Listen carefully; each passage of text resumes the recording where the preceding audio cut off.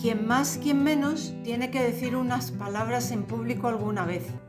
En ocasiones son discursos ante un gran auditorio y otras más breves y ante menos gente. Pero ¿cuál es la mejor manera de prepararlo? Sí. Como dicen muchas veces los británicos, es una pregunta muy interesante. Lo dicen con frecuencia para alabar al entrevistador.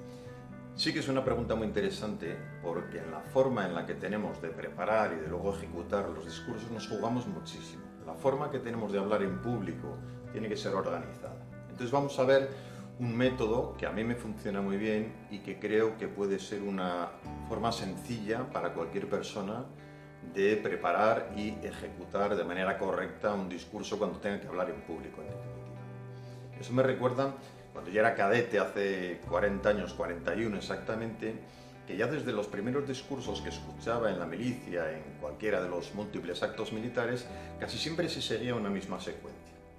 Una secuencia que a mí, para ser sincero, me aburría un poco. Y además esa secuencia la he escuchado infinidad de veces, que solía ser más o menos un agradecimiento genérico al mando, por un puesto determinado, por un reconocimiento determinado, un reconocimiento al mando, repito, que no se sabía muy bien quién era, una instrucción genérica y un poco abstracta, luego un tono un poco de arenga con unos valores un poco enlatados, un poco generales, también un poco repetitivos, y luego solía terminar con un agradecimiento a la familia, sin el cual, sin su apoyo, nada habría sido posible. Esta forma de hacer un discurso es perfectamente válida. Lo malo es que cuando se repite con mucha frecuencia, cuando todos tienden a decir o a elaborar sus discursos de esta manera, evidentemente se pierde una parte de individualidad. Para romper con esta inercia hace falta valor, hace falta confiar en uno mismo, hace falta tener claro lo que quiero decir y hace falta tener la confianza, decía, para decir cosas distintas, que no se basa nada más y en nada menos que en lo que yo creo, en lo que yo siento, en lo que son esos valores tuyos. Hay que tener valor para expresar tus valores, aquellos en los que tú crees. No solamente enumerar los de la institución a la que perteneces, los de tu empresa, sino dentro de ellos elegir los tuyos, aquellos que sabes hablar de ellos, aquellos que realmente crees que son los que te representan y por lo tanto, normalmente no te cuesta nada hablar de ellos porque realmente los tienes interiorizados. Cuando decimos mi puerta siempre estará abierta, por ejemplo, que es otro clásico de los discursos, normalmente no es verdad. La puerta del jefe no suele estar abierta y hay un conducto reglamentario para acceder a él, tanto en la milicia como en las empresas privadas. Si no va a estar abierta, no digas eso, di otra cosa. Sé sincero, sé honesto contigo mismo, examínate bien dentro y elimina una cuestión fatídica que es la de pensar en qué se supone que tengo que decir. Lo que se supone que tienes que decir es lo que tú quieres decir, aprovechando esa ocasión. Yo utilizo un método, decía, que es el método ICADI, del cual ya he hablado alguna vez, de manera un poco ligera, en un vídeo que era el de las 4P, si mal no recuerdo. Este método funciona muy bien, y yo creo que es muy sencillo y bastante completo para cualquier persona. ICADI, repito. Primero empezamos con las ideas, es la primera regla. Yo suelo empezar haciendo un pequeño torbellino de ideas que se me van ocurriendo un poco aleatoriamente y empiezo ya a divertirme, porque yo creo que es muy importante que en todo el proceso de elaborar un discurso estamos disfrutando. Esto no es un deber, madre de Dios, la que me ha caído encima, a ver cómo salgo de esta. Hacer un discurso es una cosa muy divertida y hay que empezar, como decía un profesor mío, a tragozar, a trabajar gozando.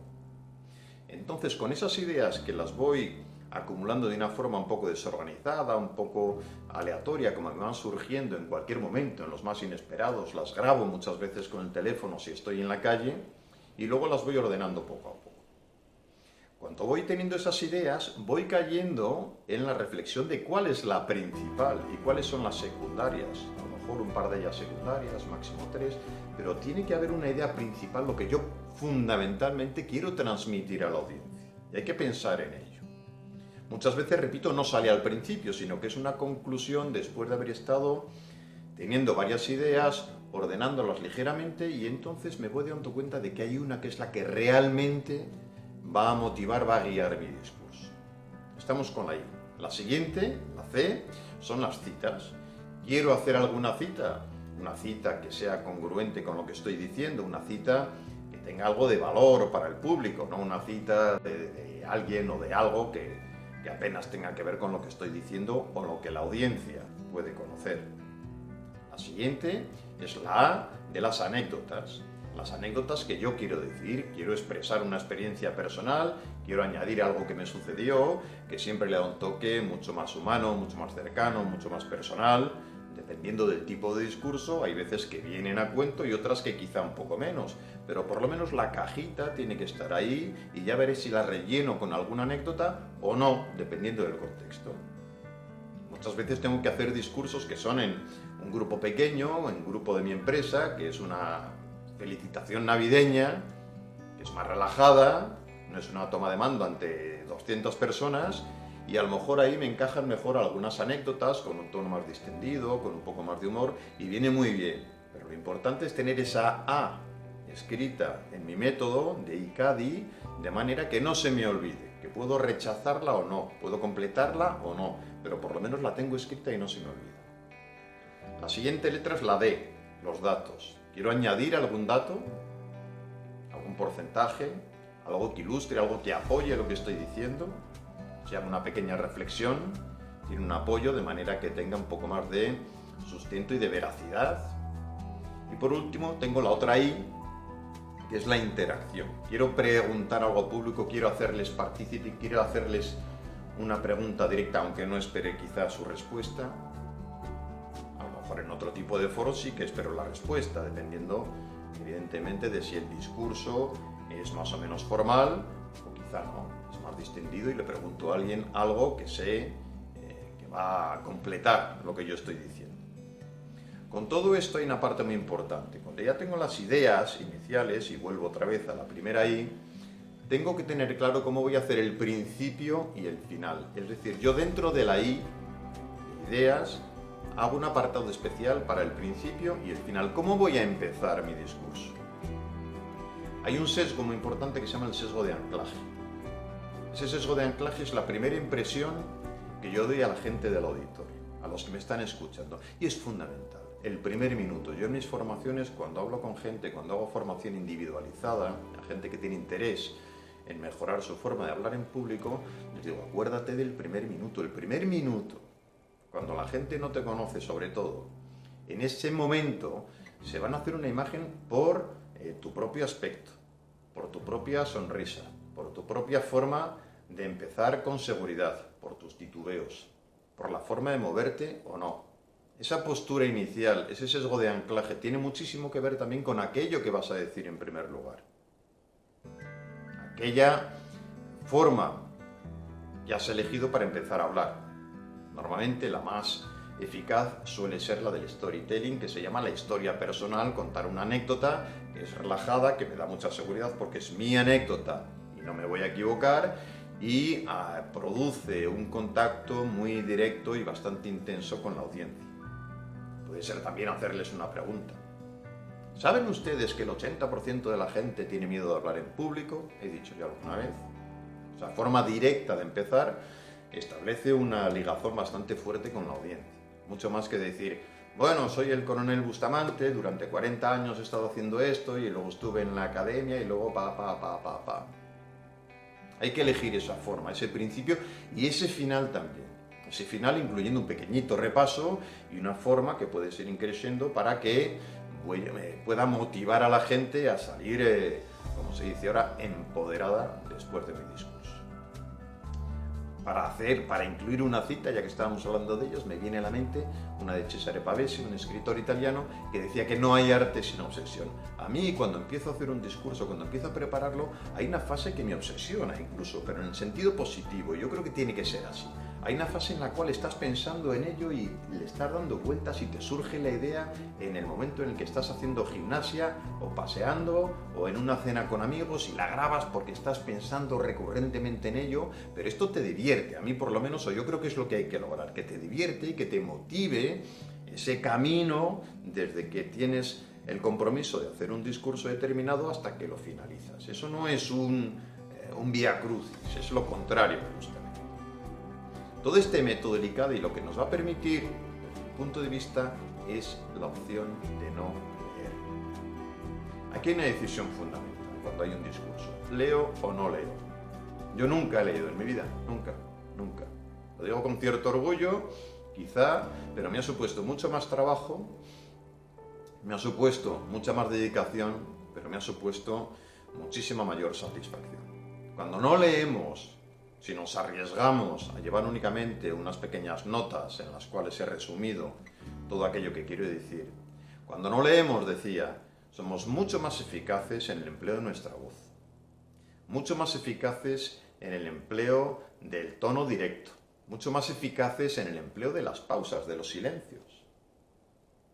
Esta pausa de 2 segundos que acabo de hacer, eso lo puedes hacer fácilmente cuando estás hablando. Un tono de naturalidad. Cuando estamos leyendo, sin querer, al 99% de la gente le supone un tono un poquito impostado, ese que decía al principio, de una cierta arenga, un tono que pretende motivar a la personal, a la audiencia, pero de una manera leída, que no tiene nada que ver. La gente se pierde mucho cuando está escuchando algo leído y la gente se engancha mucho cuando está escuchando algo que sale directamente. Cada uno de estos discursos es una oportunidad para ser conocidos, para que a la gente que nos escuche sepa qué es lo que pensamos, cómo somos. Y eso es importantísimo para cualquier directivo de cualquier nivel, que la gente que depende de él sepa cómo es muy importante. En función de que sepan cómo somos, podrán reaccionar, sabrán a qué atenerse. Y en los discursos se da a conocer una parte muy importante de cómo somos nosotros. Voy concluyendo ya. Con esto termino este vídeo. Para mí, hay 3 factores fundamentales en la elaboración de un discurso. Primero, hace falta un método de preparación. No se trata simplemente de empezar a escribir y a recurrir a lo que se supone que tengo que decir. Organiza un método. El ICADI es muy bueno.